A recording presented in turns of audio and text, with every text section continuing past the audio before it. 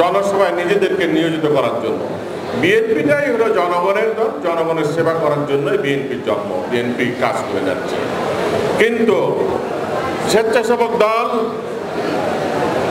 যখনই প্রয়োজন হয়,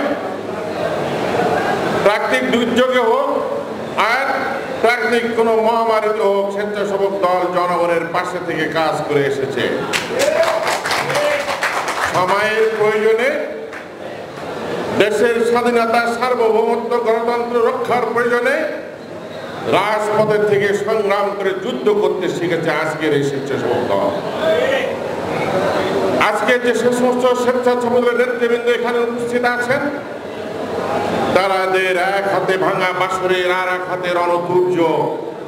তারা যেমন আত্মমানবতার সেবায় নিজেদেরকে নিয়োজিত করতে পারে, রাজপথের থেকে আবার সেই সশস্ত্র সংগ্রাম করতে শিখেছে বন্ধুরা। তাই আমি নেতৃবৃন্দ আপনাদের প্রত্যেকের কাছে আহ্বান জানাবো,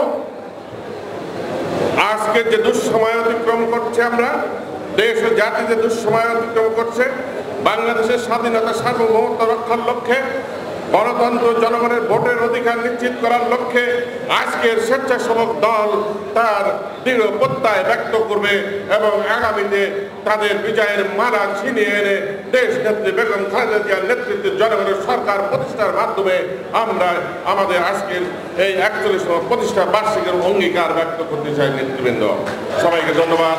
বাংলাদেশ জাতীয়তাবাদী স্বেচ্ছাসেবক দল